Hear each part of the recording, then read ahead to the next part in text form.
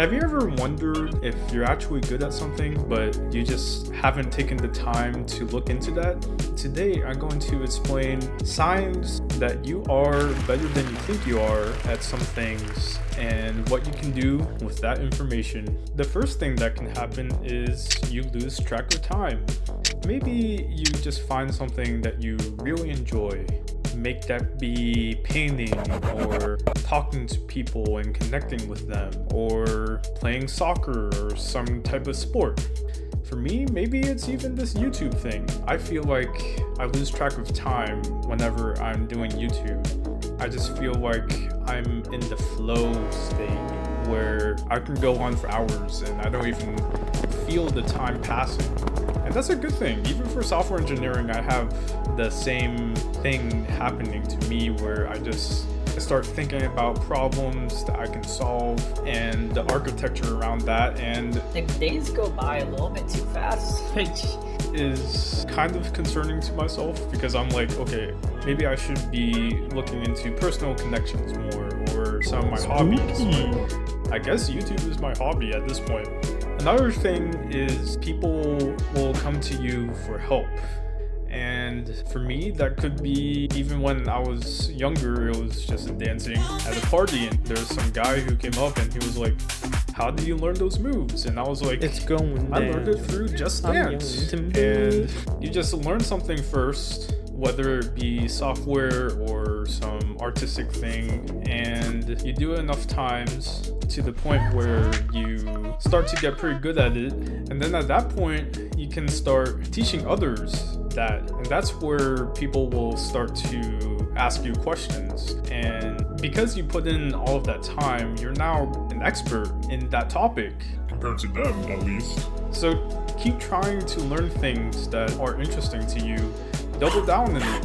You don't know what will happen in the future. It could be helpful for other people, or you can even use it for your own personal growth, where you never thought that some skills could join together. Like for me, music stuff with YouTube, with software engineering, and even Toastmasters, all that together makes a very unique thing that you couldn't have had otherwise. And also for me, sometimes people ask me about tech stuff, especially with my parents, and I try to help them out there as well.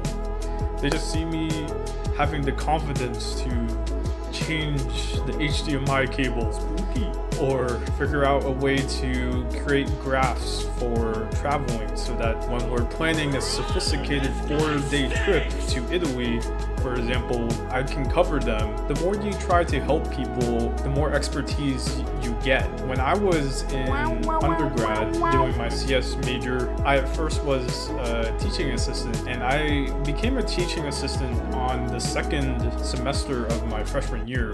And at the time, I just didn't know anything. Well, okay, I did pretty well in the class that I was teaching, but it was scary because you just don't know if you're good enough for stuff. You have to think about how you did well in the past, and even though you don't know everything, that the curriculum just kept on changing each semester. So I was scrambling, trying to figure out how does this work, how does that work, but in the end, even that struggle makes you a better person. You have to try and become more resilient in that kind of stuff and have confidence in yourself that you can solve whatever problem that comes to you. That's a very powerful skill to have. And because of that confidence that you have within yourself, other people will start to ask you questions because they know that you are someone who can fix stuff and someone who can solve things. So try to be that person.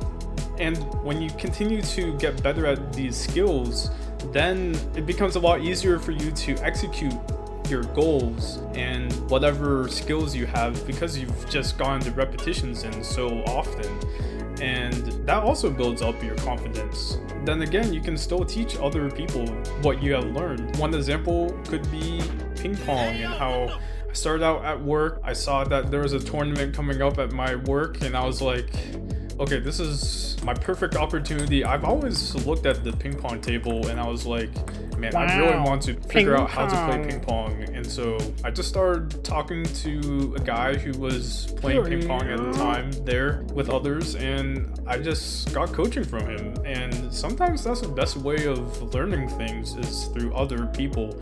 I was talking to that guy, figuring out the right way to do a forehand and a backhand and how to serve. And at first it was pretty hard for me to get that down, but the more repetitions you get into it, the better you get. And fast forward a year or two later, and now people consider me pretty good because I kept on failing and I kept on trying to get better at ping pong. And now, because of that, it feels easy to me, but not to others. It's just the persistence. The more you do it, the better you get. Don't be afraid to use YouTube also, because YouTube and all of the internet, it's so cool because you have so many resources now. You can get access to experts all the time, and you don't even have to be even remotely close to them. If someone makes a podcast or someone makes a book, you can download a lot of information. It's crazy. Another sign that you are getting good at something is that you're curious about that topic.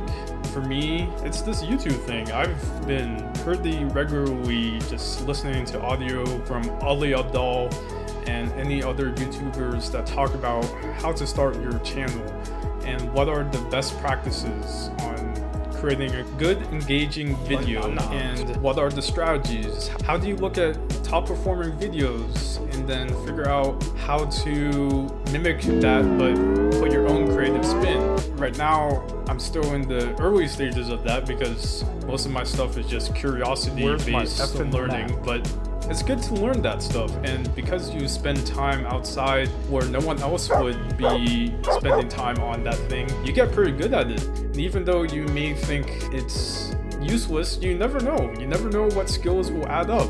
Like math with solving problems and writing from English, then together you have a problem-solving skill set that you can write about and teach others about the things that you've learned. And if you're obsessed with it, then yeah, you'll definitely get pretty good at something. And the more you try, the better you get. At some point, you'll just forget that you're improving because it just happens so often. You're just, at this point, kind of used to it. What I want you to walk away with is, if you're passionate about something, go for it. But when you're working, you have a lot more free time. So try and find things that resonate with you. Pick hobbies that you like. Stick with it, get better at it, and then maybe teach it. If you're struggling with thinking, man, maybe I'm not good at anything, That's not true. you're definitely good at stuff. Figure out what those things are just based off of how much time you spend and whether people ask you about that topic and whether you just have intrinsic motivation to learn that thing. Use those skills and build upon it. You never know what will happen in the future.